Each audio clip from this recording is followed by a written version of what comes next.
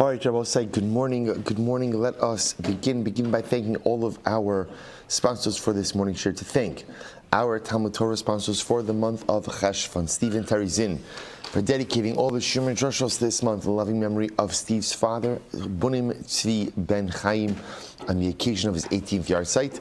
Leah's soul as a schus for the refuah shlema of her daughter Ilana Bas Esther, and for all the wounded of Eretz Yisrael. To Jonathan and Rachel Wolf for a complete and lasting refuah shlema for Rafael Yitzchak Baruch Ben Esther. Jerry and Sarah Wolaski in the schus of refuah shlema for their grandsons Zechariah Dov and Perel Shira, and Azriel and Iris Miller in the schus of the holy soldiers of the IDF, and in the merit of our brothers and sisters in Eretz Yisrael. Thank our week of learning sponsors, Robert Emus, on commemoration of the yahrzeit of his mother, Rus Bas Sarah, and an appreciation for the Daf Yomi Shir, an anonymous sponsor in honor of Yoni Frager's birthday. Yoni Frager's birthday is getting a lot of traction in this year, Mazel Tov, Mazel Tov. And our Day of Learning sponsors, Yitzi and Rebecca Statman, Lezecher Nishmas Menucha Shendel Yehudis Bas David Yosef. We hope that in the merit of our Talmud Torah, all of the Neshamos have an Aliyah, the families and Anachama, all those who need a refuah should have one together with Kol Cholei Yisrael. Yoni Frager should have an incredible happy birthday. Our holy soldiers of the IDF should have Hashem Bizocha to be successful in all of their missions, and our brothers and sisters in Eretz Yisrael should have incredible siyata d'shmaya, koach and gevura miras Hashem in the days ahead. Well, so with that, let us begin. Our daf today is Samech Ches 68, and we are picking up in miras Hashem on Samech Zayin Amud Beis. So we left off at Ashkechan Achos Isha, which is 2, 4, 6, 8, 10, 11 lines up from the bottom. So as I remember again, what we were dealing with in the Mishnah, actually a very interesting Mishnah, where the Mishnah broke down marriage into multiple categories and explained that depending specifically on the status of the people involved in the marriage will determine ultimately, again, number one, does the marriage itself work? Is the marriage effective? And number two, what is the impact of the marriage on the offspring? So we're now in category number 4, category number 3, which is that halacha l'maisa, if a man marries a woman who is usher to him, right, who he cannot affect Kiddushin with, but she could affect Kiddushin with someone else, then halacha l'maisa, the offspring is a mamzer. So remember again, we already identified the idea that halacha l'maisa, that's really referring to anyone who's in erva. Anyone who's in erva. So I'll say, so now what we started with yesterday, so again, a man tries to marry any woman who is one of the arayos to him, tries to marry his sister, tries to marry his mother, tries to marry another married woman. So remember again, there's no kiddush in any of these cases, and the offspring is a mamzer. Now, interestingly enough, the one case that the Torah identifies in this area ultimately is Achos Isha, wife's sister. So now we're trying to figure out, how do we know this halacha? So the Gemara says, Ashkechan Achos Isha. So now I find this principle ultimately again by wife's sister, that if you try to marry your wife's sister, A, the Kiddushin doesn't work, and B, the offspring from that union will be a mamzer. Shar arayos minalan. From where do I know other arayos relationships that this is true as well? Number one, that no Kiddushin, and number two, that if that relations with this, that a child from this union produces a mamzer. So the Gemara says, Yalfinan me Achos Isha. We learn it out from Achos Isha. Ma Achos Isha miyuchedes she erva v'chayavin al zadono karis v'ashigagasa chatos v'lo tafsi b'kiddushin. Shabbos say essentially Achos Isha wife sister becomes the paradigm. What's unique about wife sister? Number one, she's an erva. Number two, relations with her intentionally carry karis, right, and accidentally is a chatos, a shogig is a chatos, and kiddushin doesn't take effect. So this becomes the paradigm. Af kol she erva, any case where the relationship is an erva, v'chayavin al zadona karis, and ultimately intentional relations carry with it a karis penalty, v'al shigagas a chatos, and a shogeg will result in a chatos, lo tafsi ba kiddushin. So we'll say, so that's the Gemara suggesting that halacha l'maisa, this is the paradigm. So as long as you fit the paradigm of Achos Isha, namely, it's an erva, intentional violation is kares, unintentional violation is a chatos, and kiddushin doesn't I'm sorry, there and Kiddushin doesn't take effect, so to any forbidden relationship that fits into this paradigm, also Kiddushin won't take effect, and halacha also create a mamzer. Fine. So bishlama kulhu asyan ele eshes ish ve'eshes ach ikal mifrach. So we'll say, here's the difference. So fine, most arayos cases could fit into this paradigm. But here's the problem. Two cases, namely again, Eshes Ish, a married woman, Eshes Ach, one's brother's wife, Igla Mifrach. There's a pircha, there's a problem. What's the problem? Mala Achos Isha, Shekin Ein La Heter B'Makom Mitzvah. I will say, there is no situation in which your wife's sister is permitted to you. Right? Now, the truth is, technically, when does she become permitted? Right, but why? She's no longer your wife's sister. In other words, right? So in other words, the Gemara is pointing out over here, in Achos Isha, wife's sister, there is no scenario in which she becomes permitted to you. Yet, Tomar be'eshazach, your brother's wife, there is a mitzvah, sheyesh laheter makom mitzvah. Remember again, your brother's wife, halacha l'maisa. There is a situation where ultimately she becomes permitted to you. Eishes ishnami, so to a married woman. This is interesting. What's unique about a married woman? Ikal mifrach, ma lahanach shekin ein laheter bechaye osram. So I will say, in all other situations, in all other araya situations, so ultimately again, the person who is prohibited as an erva is never permitted when the person who makes her an erva is alive, right? However, Tomar be'eshes ish, sheyesh laheter bechaye osran. Yet a married woman, technically speaking, could become permitted during the lifetime of the person who prohibits her. Now, how does that happen? Divorce, right? So right now, again, Rachel's married to Ruvain, so therefore, again, Rachel's an erva onto every other man. Technically speaking, again, Ruvain divorces her, even though Ruvain's still alive, halacha l'maisa, she now becomes permitted. So we're just pointing out over here that whereas we thought that the paradigm of Achos Isha, of wife's sister, is such a perfect paradigm to learn out that any time you're an erva, where ultimately, again, intentional violation kares, unintentional violation chatos, Kiddushin doesn't take effect, offspring are mamzerim, so anything that fits, so therefore anything that's an erva, and again has those punishments fit in. We're just pointing out there are cases that are different. Which would then tell us that the paradigm doesn't work. Ella Amr Rabbi Yonah, Vitema Rafuna Beri Rav Yeshua, Amr Kar, the pasuk says, Kala Sher Ye'aseh, Mikala Toivosa Elu V'nichrasu. So Rabbi say, the Gemara now suggests the following. The pasuk says, whoever shall go ahead, right? Whoever performs any of these abominable things, ultimately, again, the people involved will suffer kares. And I will say, this is talking about arayos. So what do you see from this pasuk? Hukshu kol ha'arayos kulam na'achos isha. So I will say, you see that all arayos are grouped together, and ultimately, again, compared to the case of wife's sister. Ma achos isha lo tafsi ba kiddushin. Just like a wife's sister, ultimately, again, kiddushin doesn't take effect.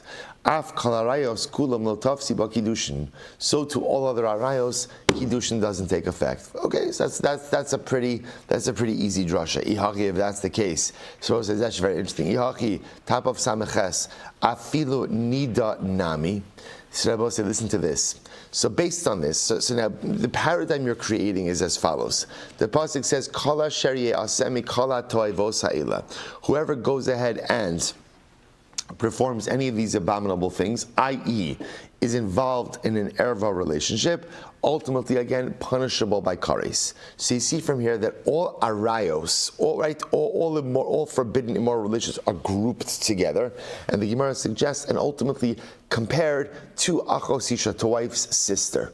And then we go back to what we said before, right? Just like wife's sister, intentional violation kares, unintentional violation chatos, kiddushin doesn't take effect, offspring are mamzerim. That becomes the rule for everything. So any erva falls into that scenario. And again, we'll say, for our purposes, what are we focused on? For our purposes, you cannot affect kiddushin with an erva.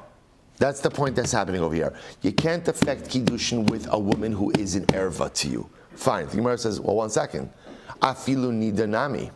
I will say, when a woman is a nida, right, she's an erva. I will say, now just to be clear, that's not just if one's wife is a nida, right? Stam, a woman, right? You have a single man and a single woman, right? And ultimately, again, Reuven and Rachel are not married to each other. Rachel is a nida. When Rachel is a nida, ultimately, again, she is an erva, right? That is a forbidden relationship, ultimately, to Ruvain, right? Forbidden relationship to Ruvain. So the Gemara says, if that's the case, then you shouldn't be able to affect Kiddushin with a woman who is a nida. Take a look at the top Rashi. Afilu nida nami im kiddush pinuya b'mei nidasa lo lehavo Kiddushin. Right? Ultimately, again, if you try to affect Kiddushin with a woman who's a nida, we're talking about single people right now. Let's say, right, Ruvain's marrying Rachel. Very beautiful, wonderful shidduch. Rachel is a nida at the time they're going to get married. B'pashtos, that Kiddushin should not work. Vim ba'ala b'nidas, fine. Vim ba'ala b'nidasa, he have vlad mamzer. She says. Now, both say there's two things the Gemara is bringing up over here. So number one, based on what we just said, is that halacha l'maisa, Kiddushin doesn't take effect in any case of erva. That's number one. And number two, any resulting offspring are mamzerim. So if that's the case, a man should not be able to have Kiddushin, should not be able to marry a woman who is presently a nida. That's number one. And number two, relations with a woman who is a nida, right? The resulting offspring should be a mamzer, based on the paradigm we've established. So the Gemara says, Allah, if that's the case, Allama Amar Abaye. So why did Abaye? So both say Samicha 68a, first line. Amar Abaye, Hakol modim beba'al anida v'ala sota she'ein havlad mamzer. Yet both say Abaye says everyone agrees that if a man has relations with a nida, Rabbi said, to be clear, relations with a woman who is a nida is an offense punishable by kares, right? Yet, halacha l'maisa, the offspring is not a mamzer. The offspring is not a mamzer. So the Gemara says, how do you know this? Amar Chizkiya, Amar Kra, the pasuk says,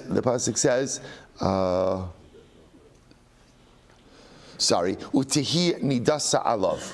Ultimately, again, about say utihini das. I love. What does that mean? Afilu b'shas nidasa tehei ba'avia. About say the lashon of tehi is the same lashon of v'haya, which is the lashon of kiddushin.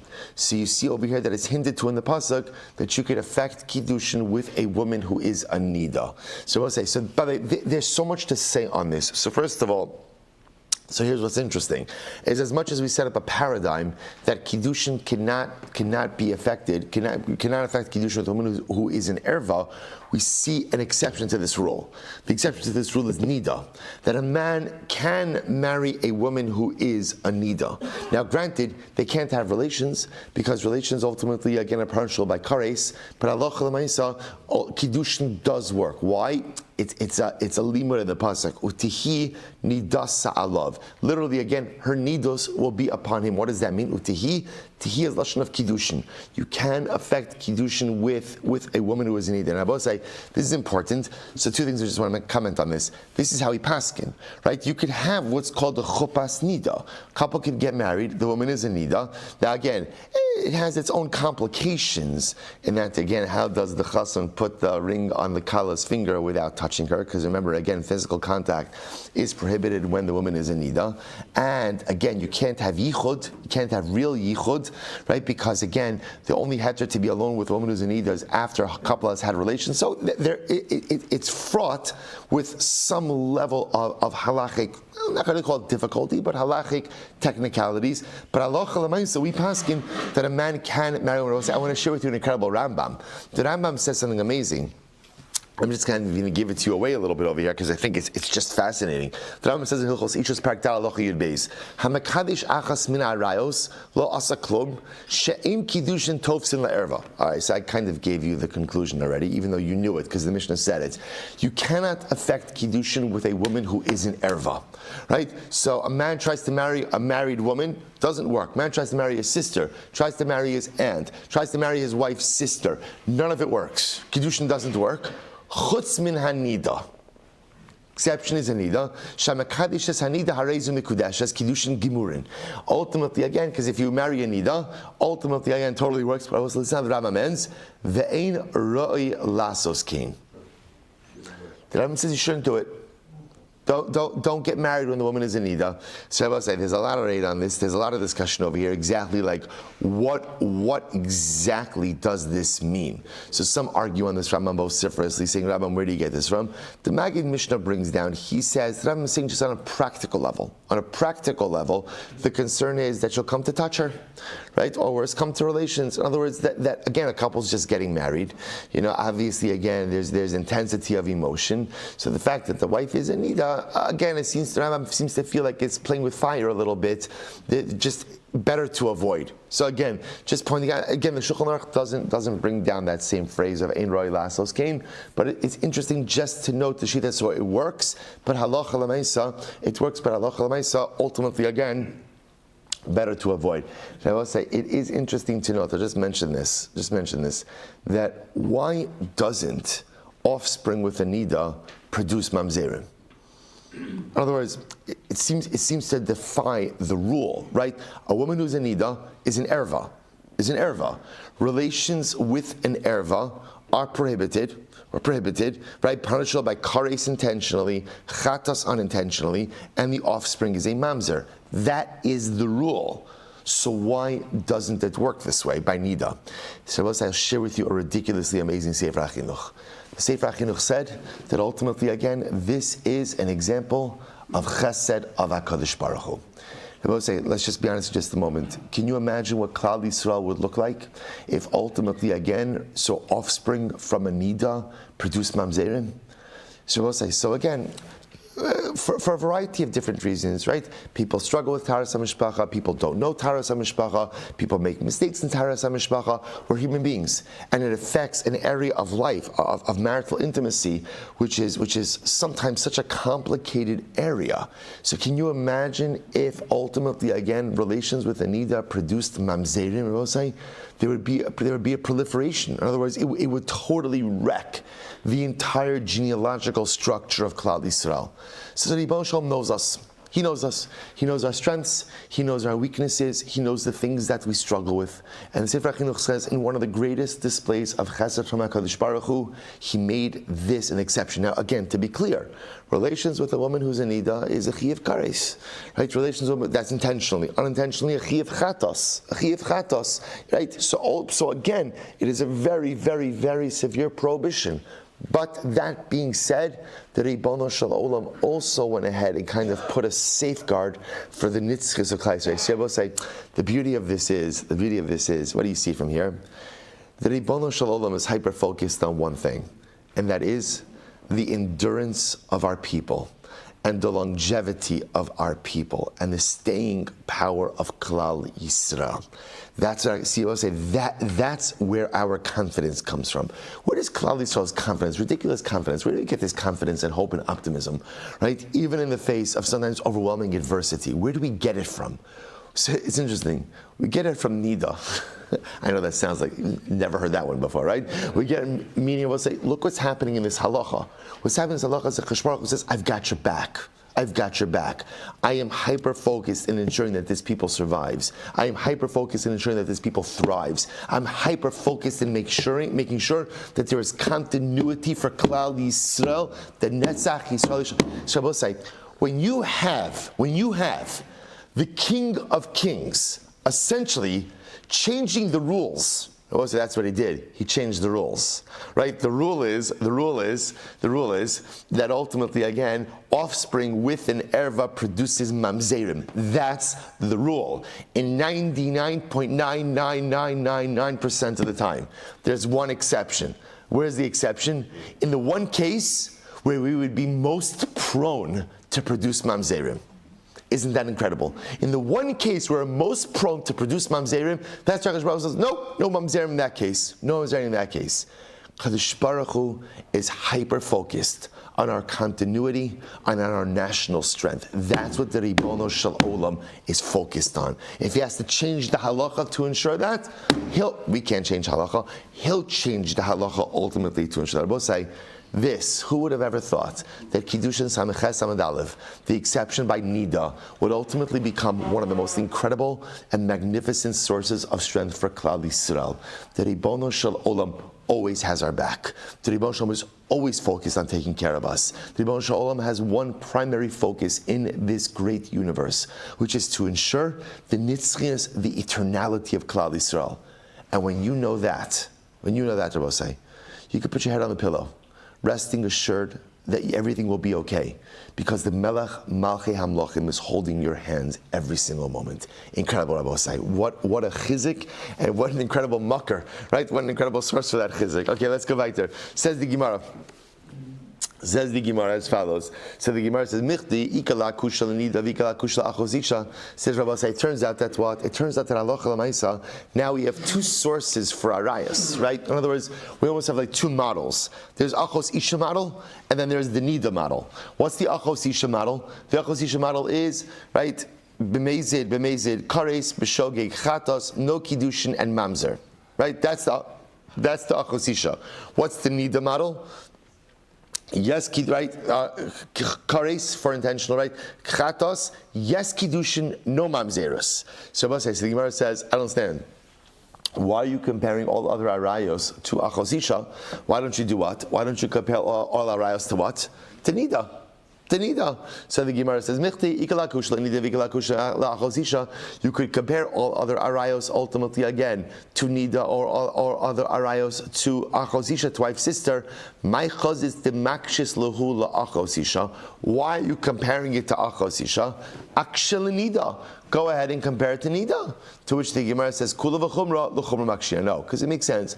What I will say, when it comes to arayos, when you want to go ahead and halacha l'maisa, right, create a paradigm, it makes sense that for arayos, your paradigm is going to be l'chumra and not l'kula. Okay, so Rabbi say, it turns out that nida is not at all the paradigm. Nida is the exception to the paradigm. Okay, so the Gemara says, so remember, we're just trying to figure out one simple thing over here. We're trying to figure out halacha l'maisa.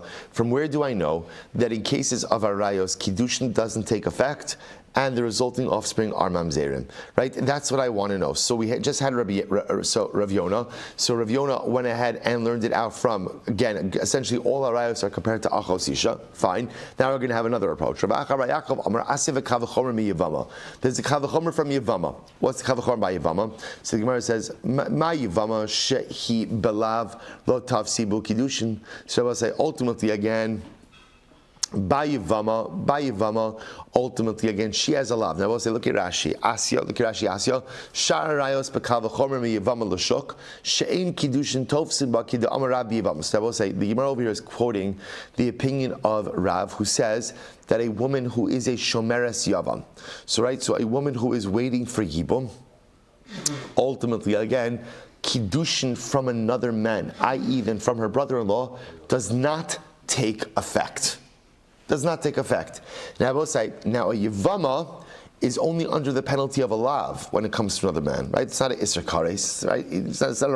It might be quote unquote it's not really even, well, it's kind of like an erva, but Lamaisa, again, it's only punishable by a lav. So by Yavama, where it's only punishable by a lav, if another man tries to make Kadesher, lo tafsibu Kiddushin, the Kiddushin doesn't work.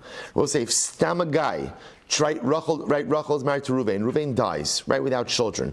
Ruvain has a brother, Shimon. So now Rachel is a shomeres Yavam. She's waiting to do Yibum.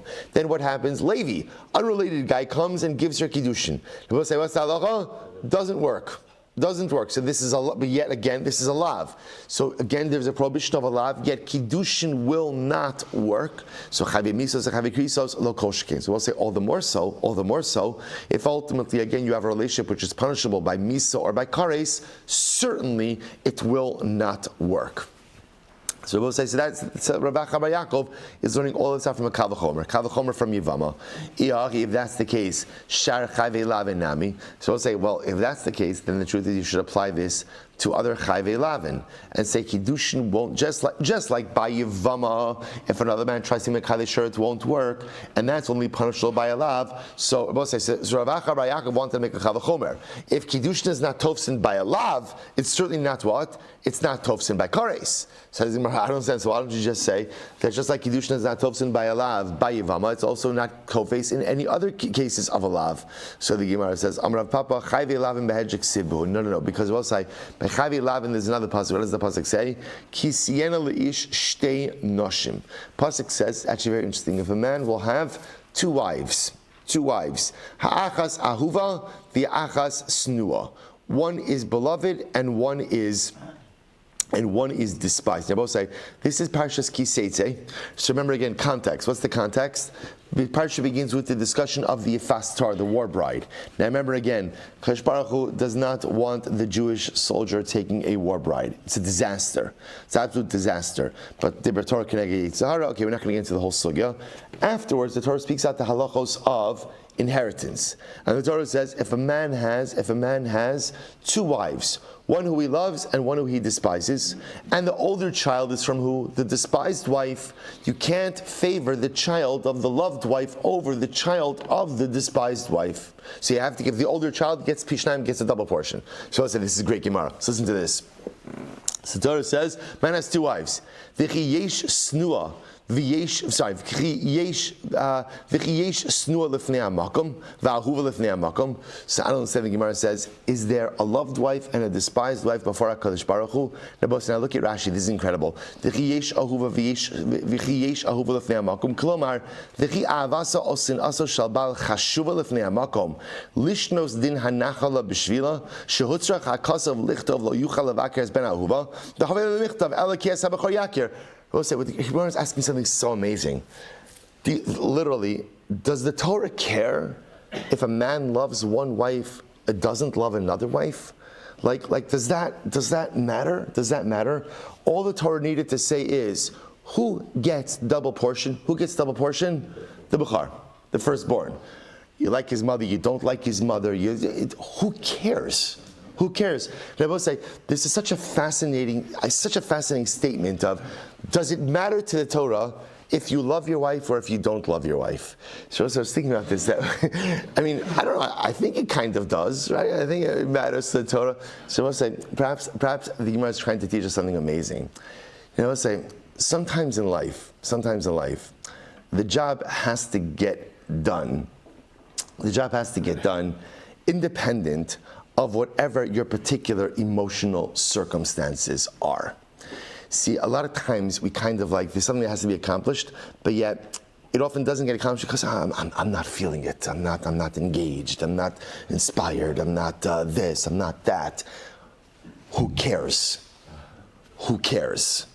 Sometimes when something in life has to get done, your feelings make absolutely no difference, and you just have to do what you have to do. So, and it could be that there's a certain paradigm like that exists in marriage as well, which might sound a little bit strange. A person's in a marriage. I was saying, is every husband and wife always constantly madly in love? So of course, no one ever wants to answer this. Well, you're like, yeah, of course, I am all the time. Right? No. Right? There are times there are peaks and valleys in every single marriage. So what do you do in the valleys? And we'll say sometimes it's ahuva and sometimes it's snua. Yes, sometimes it could even descend into snua. So what the Gemara says? Do you think HaKadosh Baruch Hu cares if it's ahuva or snua? You have a job. You have a job as a husband. You have a job as a wife. Do your job. Fulfill your responsibilities. Rise to the occasion. Do what has to get done for the home, for the family, for the marriage. You're not feeling it? Too bad. Try to figure it out and try to go ahead and plot a course forward. And I both say, and it's not just true in marriage, it's true in life. Both say, think about this just a moment. Imagine like our precious soldiers, right? So imagine someone wakes up, right? The soldier wakes up this morning, it's like, you know what? I don't know. I'm just not feeling the whole army thing today. I don't know. Like I'm just not so into it. Today really feels much more like a beach day, right? The weather's nice, the sky is blue. Today really feels like, what? Chavra, how many times do we wake up in the morning I say, you know what, today, not feeling the sheer thing. Just not feeling it. Just not feeling it, right? I don't know, right? Not feeling it, not feeling the night Seder thing, not feeling the Mincha Ma'ariv. Oh, no, not feeling it. So what? So what that you're not feeling it? Who said that you have a right to feel it or not feel it? Or who says how you feel makes any difference to anyone? There's a job. There's a job that has to get done. There's a job that has to get done. There are responsibilities that each of us have. You feel like it, you don't feel like it, it doesn't make a difference. When there's a job that you have, when there are responsibilities that sit on your shoulders, you do what is expected of you. See, I was saying, when the Gemara says over here, the Gemara is saying sometimes, very often, who cares how you feel? What matters is the responsibilities you have upon you. Execute your responsibilities responsibly. Do what is upon you and don't get caught in the world of emotion or what you feel like. Such an incredible yisod. So Gemara goes back to Ella, so we'll say, let's go back. Okay, but Pashup Shat is still, why does the Torah say Ahuva and Snua? Ella Ahuva b'nisu'eha.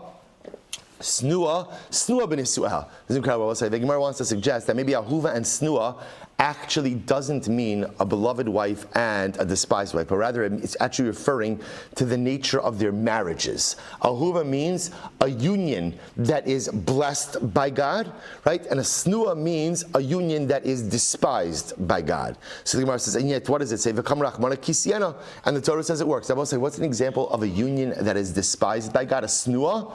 That's a prohibited union. The Rabbi say, now we know it can't refer to a kares relationship. Why? Why? Because there is no Kiddushin by a kares relationship. So therefore it must refer to what? To a lav. To a lav. And yet what do you see? V'kam rachmana kisiena. The Torah says kisiena. Remember again, sihiena haya is lashon of what? Kiddushin. So you see from here, Rabbi say that halacha l'maisa, Kiddushin does work. Kiddushin does work with Tovsei Lavin, right? Kiddushin has Tovsei Belavin. Kiddushin does work with unions, with marriages that are punishable by a lav. So the Gemara says, so the Gemara says, you're right. Rabbi Akiva, Damar in Kiddushin Tovsei Chai Velavin. It'll reflect the view of Rabbi Akiva. So the question is on Rabbi Akiva. Rabbi Akiva, who holds that ultimately, again, Kiddushin doesn't take effect. Remember, there's a famous sheet of Rabbi Akiva that Kiddushin doesn't take effect by Chai Velavin. Kisiyana l'b'may mokim. So according to Rabbi Akiva, what is Kisiyana? What is that referring to? What's this snua in that case? Ba'amar l'kohen gadol. Remember again, it's talking about the union of an almana to a widow to a kohen gadol. So the Gemara says, Rabbi Simai. This is Rabbi Simai. Omer minakol hay Rabbi Akiva ose mamzer. Remember Rabbi Akiva's very machmir position that Rabbi Akiva created a mamzer ultimately again through any union. Right? Rabbi Akiva says any prohibited union creates a mamzer. So the Gemara says, chutz mi almana lekohen gadol. The exception to Rabbi Akiva's own rule was an almana to a kohen gadol. Shahari amra Torah lo yichalal. The Torah says he shall not profane. Lulim ose ve'ein ose mamzeres. So Rabbi Akiva, like Rabbi Simai, or Rabbi Simai explained Rabbi Akiva, that Allah Chalamais is very interesting. Even though Rabbi Akiva normally goes ahead and creates a mamzer, ultimately again from Chayvei Lavin, the exception is an almana to a kohen gadol. Rabbi Yeshavev de Amar Bo v'nisavach al Akiva ben Yosef shaya Omer kol she'in lo bia b'Yisrael vlad mamzer. And Rabbi Yeshavev, who really attacked Rabbi Akiva, said, Rabbi Akiva, what are you doing? Rabbi Akiva, you're going to make so many mamzerim ultimately again because every prohibited marriage, even through Allah, produces mamzerus. So Rabbi says, Hanich Rabbi Yeshavev ila fuki med Rabbi Simai kasi shapeh. So according to Rabbi Yeshavev, if it comes to exclude the position of Rabbi Simai, it makes sense. El itaima denafshi. But if he's just coming to espouse his own opinion, afilu chayve asay. Ultimately, again, even a marriage punishable by an asay perhaps should be included in this. So, my mokim law, what do you establish the case with? Be'ula l'kohen gadol. Talking about the case of a ba'ula. We'll say ba'ula is a woman who is not a virgin marrying a kohen gadol. Maishna, why is it different? The habile asay she'ein shava bakol. Because we'll say the case of a ba'ula kohen gadol, the idea that a kohen gadol has to marry a besula, it is an example of a prohibition or an asay that is actually a positive commandment that doesn't apply to everyone else. In other words, Rabbi say, because remember, uniquely enough, the concept of a besula is only a din by one man, i.e. the kohen gadol. No one else has that that particular halacha. The Rabbanan will say, instead of setting up the case as talking about a marriage of chayve lavin, ultimately, again, set it up as chayve aseh. Again, relationships prohibited by a positive commandment. Hani chayve aseh b'mayninu. So we'll say, what's the case of chayve aseh? Ishtehen. So we'll say, remember again, we're just trying to figure out in the Torah, if we go with the approach that when the Torah speaks about ha'achas ahuva v'achas snua, one woman is beloved and one woman is despised, it's not talking about the nature of the relationship with the husband, but rather what is it talking about? It's talking about the nature of the marriage. The nature of the marriage. One marriage is beloved, i.e. a halachically proper marriage, and one marriage is despised, i.e. a halachically inappropriate marriage. So we're trying to figure out what are the cases. So Gemara now wants to suggest as follows. Maybe we're talking about chayve aseh. Chayve aseh means ultimately unions which are prohibited through a positive commandment. So Gemara says, what's the case? Ishtei mitzvos. So we'll say, if you're talking about a man who's married to two Egyptian converts, so if that's the case, shtei and snuo. So we'll say that's prohibited. Remember again, you can't marry an Egyptian convert. When could the Egyptian converts marry into the General Assembly of the Jewish people? Third generation. Say if you're talking about a guy who's married to two Egyptian converts, then lemaisa again, both are quote unquote snuos. If one of them is a mitzvah and one of them is a Yisraelis, then here's the problem. We'll say there has to be some symmetry in the unions, right? In other words, when it says achasu v'achasnua, there has to be some symmetry in the two unions. And ultimately, again, if one of them is a mitzvah, one of them is Israelis, that's two from two different nations. So the Gemara says, so you need it. If it's about a case of a woman who is not a basula marrying a kohen gadol, miksiv sihiyana lekohen, does the pasuk say they can be married? Rabbi Akiva bal karchi shavki lekra david dachik umuke nafshe. Rabbi Akiva, therefore, it turns out that according to Rabbi Akiva won't darshan this pasuk. Rabbi Akiva to darshan this pasuk of achas ahuva achas nua is too complicated, and therefore again he just chooses his own drasha. So we'll say, okay, so bottom line, what are we taking from over here? So we'll say, so this is just, remember, we're on a simple mission. This simple mission ultimately is to figure out from where do we know that Kiddushin is not tofsin by any erva situation. And if a man does have offspring with an erva, ultimately again it is araya. So we'll say, so bottom line, halacha l'maisa, what we see is either number one, a kal v'chomer to achos isha, number two, a comparison to achos isha, or number three, a kal v'chomer to yivama. That just like yivama is only punishable ultimately by a lav, yet Kiddushin is not tofsin by her. So by any other relationship where where relations is punishable by kares, certainly Kiddushin won't be tofsin. Okay, we'll say here's the good news. Everyone is agreeing on the result. Right? The result is you cannot affect Kiddushin with a woman whose relationship with you is prohibited by kares, right, or by chatos, right? And if you do, so Kiddushin won't work. We just saw that in the Rambam. And if you try, and again, an offspring will ultimately again be mamzerim. So everyone is agreeing on the result or on the conclusion. Three-way machlokes as to how we learn that particular halacha. Beautiful. Let's go back there. Says the Gemara, so let's remember again, fourth category in the Mishnah, last category in the Mishnah was a woman with whom there is no Kiddushin for anyone. No Kiddushin for anyone. So what's the halacha? Ultimately, again, so remember again, there's no kares, but halacha l'maisa, again, the status of the offspring follows the mother. So Rabbi said, the Gemara, so what's the example of this? Essentially, either a shifcha kinanis or a non-Jewish woman. A non-Jewish woman. So a man has relations with a non-Jewish woman, no Kiddushin, obviously, no Kiddushin, no kares either, but no Kiddushin. And again, the status of the offspring determined by her. So the Gemara says, how do we know this? So the Gemara says, Shifcha kinanis minalan. From where do we know that this halacha applies to Shifcha kinanis? Amar Rav Huna, Amar Kra, Shvu lachem poim achamar, im adom elechamar. Okay, so let's give a little explanation over here.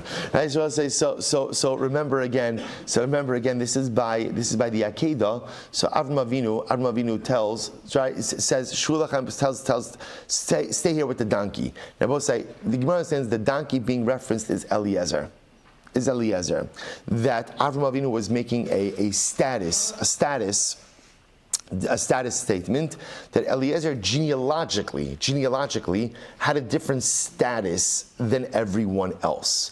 the way that is so the same way that a chamor, an animal, doesn't have genealogical status, so too again the nations of the world don't have genealogical status vis-a-vis the Jewish people, which means again that if a Jew marries a Gentile, so by definition, again, now this is talking about a Jewish man marrying ultimately, or not marrying, even having offspring with a non-Jewish woman, so that the genealogy ultimately again is not connected to the Jewish father at all. And therefore again, that offspring will be completely and fully under the umbrella, the genealogical umbrella of the mother. What's the genealogical umbrella of the mother? Vis-a-vis us, vis-a-vis Klal Yisrael, nothing. Nothing. One of the nations of the world, ultimately, again, not part of our genealogy. The way the Gemara chooses to express it is the same way that a chamor, that a donkey, that an animal doesn't have any genealogical connection to Klal Yisrael. So ultimately, again, the nations of the world have no genealogical connection to Am Yisrael as well. So the Gemara says, Ashkechan v'lo tafsi b'Kiddushin. So now I understand, so actually we skipped that a little bit. I understand now that you can't affect Kiddushin, right? So therefore again, if a Jewish man tries to marry a non-Jewish woman, there's no Kiddushin in that. So the Gemara says, Amud Beis, Vloda kamosa minalan. Right? Ultimately, again, how do I know that the offspring follows the mother?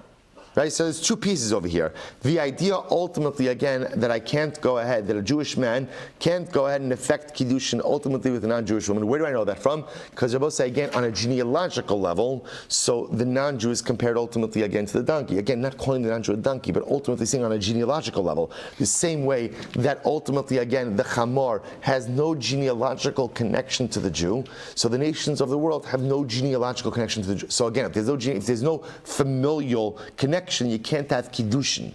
How do I know also that if they do have relations and there's offspring, that ultimately, again, the identity of the offspring follows the Gentile mother? Amarkra, ha'isha v'yiladet yela adonel. Ultimately, the says by Shifcha Kinanis, the pasuk says the maidservant and her offspring ultimately, again, will belong to the master.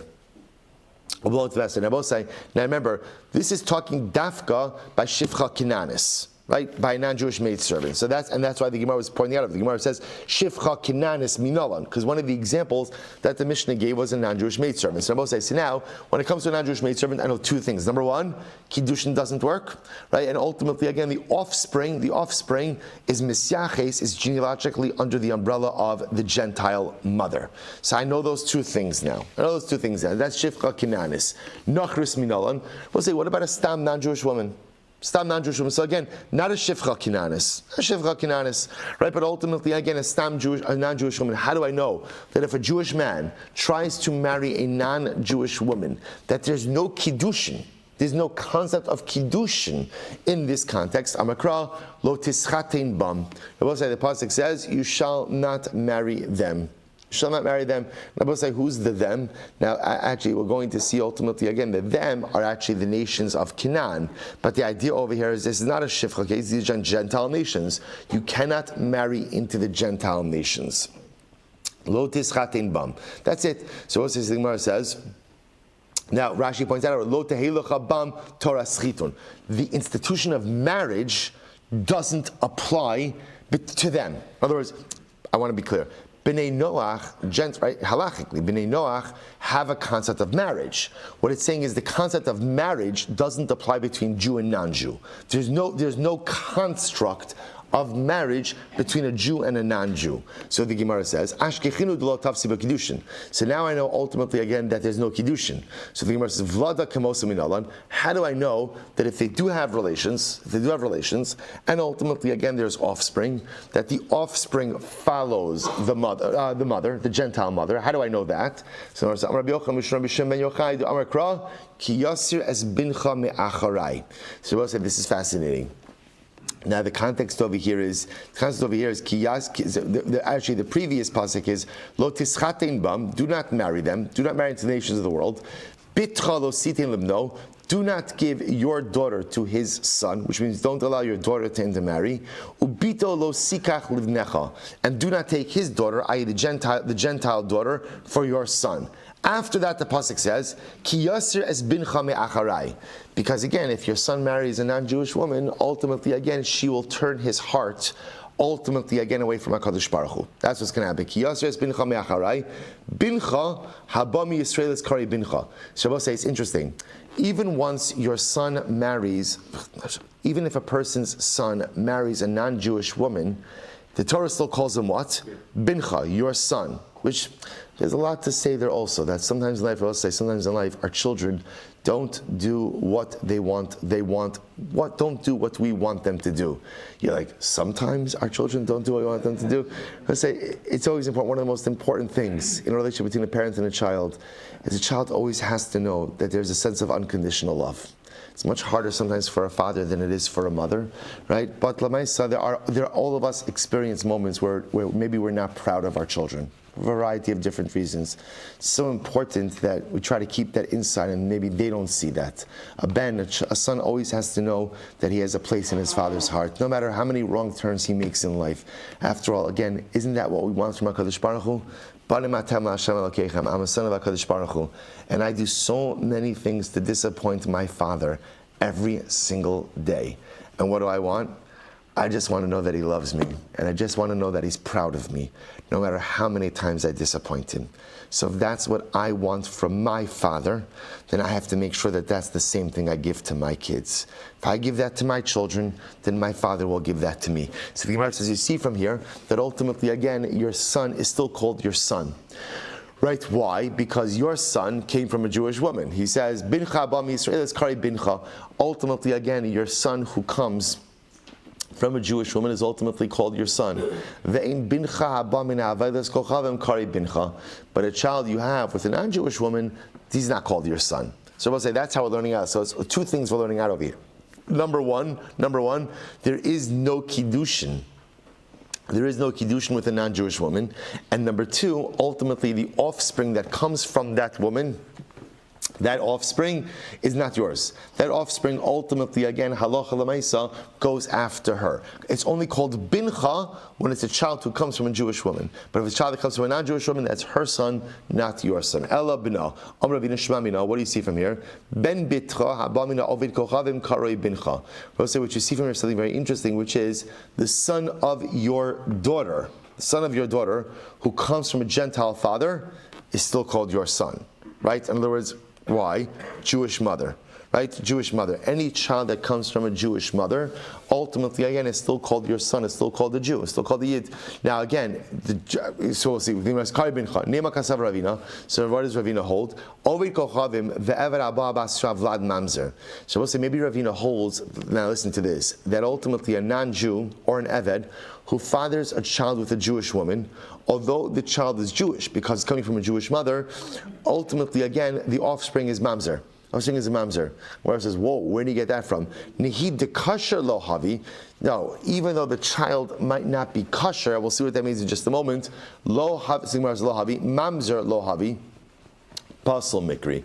Ultimately, I will say, even though the Gemara essentially says that the child that comes from a Jewish mother and a non-Jewish father is not going to be a mamzer. What is Rabbi say?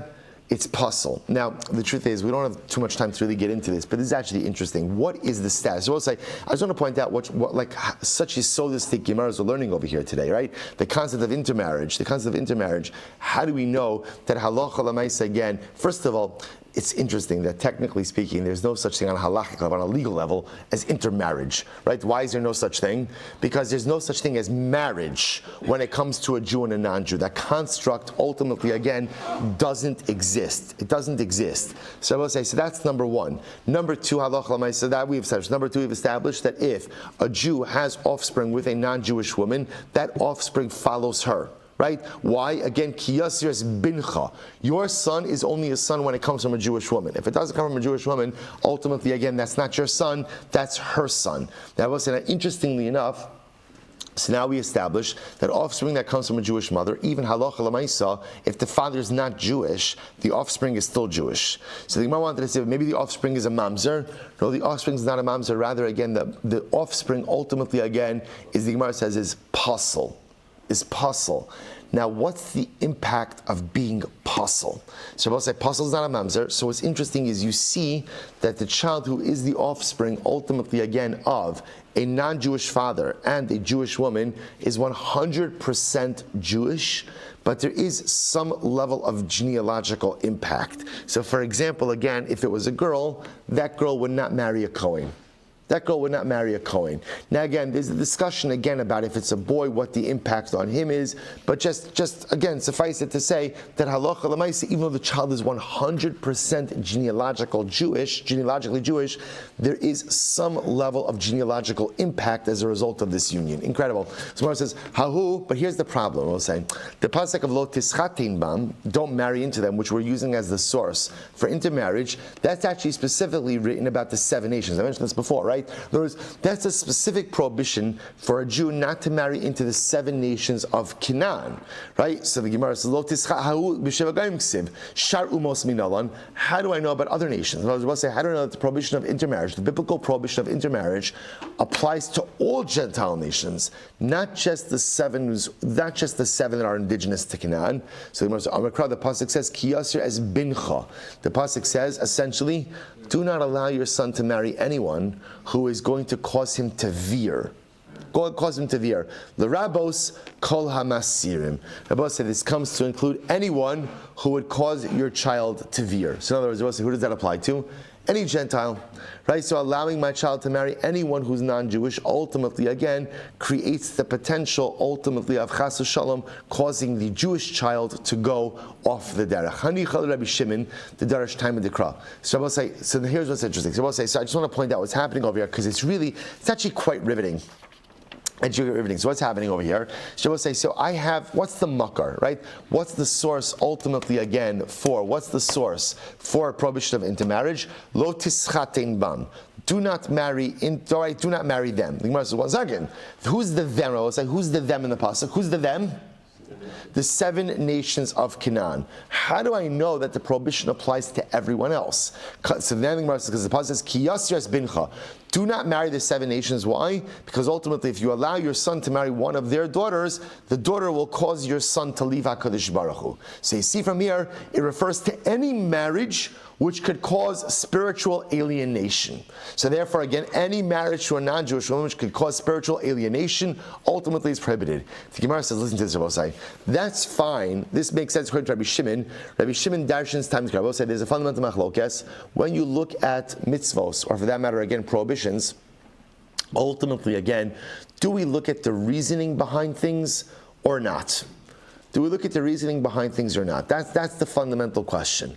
So the Gemara says, so this has to do, again, the makar for this we'll leave on the side. So Rabbi Shimon says, we look at the reasoning for psukim. Now both say, if you look at the reasoning for psukim, then beautiful. Then the reasoning ultimately, again, why a Jew can't marry into one of the 7 nations is why? Spiritual alienation. In which case, any marriage which could result in spiritual alienation will be prohibited, even if it's not to a woman of one of the 7 nations. So the Gemara says, El Rabbanan, my time. But according to the Rabbanan who don't darshan the reasoning for a pasuk. So again, the pasuk only refers to marrying into the 7 nations. How do I know that a Jew also can't marry any Gentile woman? Amar kra v'achar kain tavo alau ba'alta. So I will say the pasuk says ultimately again, this once again by Yifastar, by the war bride. The Torah says after you go through the whole process, then he's permitted to live with her. So the Gemara says Michlad de meikara lo tafsi ba Kiddushin. Now I will say here's what's interesting. It makes it sound like by Yifastar, by the war bride, that halacha l'maisa Kiddushin only takes effect when? After you go through the whole process of Yifas Toar. But when you initially bring her to your home, ultimately there is no Kiddushin. Kiddushin only takes effect at a later time. So quite amazing. So Ashkechan lo tafsi ba Kiddushin. Established that halacha l'maisa, Kiddushin doesn't take effect with any Gentile woman, be it from the 7 nations or anyone else. And I will say it's interesting. So now the makar, the source is going to be Yifas Toar. Yifas Toar, she only becomes your wife. You can only marry her after the whole process, which indicates to us what? Before the process, what? She's not your wife, which shows you Kiddushin doesn't take effect with any non-Jewish woman. Vlad minalan. But once again, Vlad kamos minalan. How do I know that the offspring follows the status of the mother, not just by the 7 nations, but by other Gentile women as well. So we're going to stop over here for today. So I'm leaving you mid-thought. We'll stop here for today, Bosai. So again, very exciting and riveting and transformative Gemara. And Mirat Hashem to be continued tomorrow, Bosai. Shemen Deshkoyach.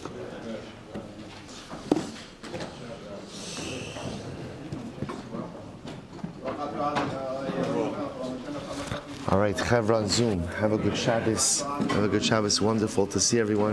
Very strong Eretz Yisrael representation today. Wonderful to see everyone. And Reb Jonathan, you never told me that your Avi Tobias' brother-in-law. Mamish.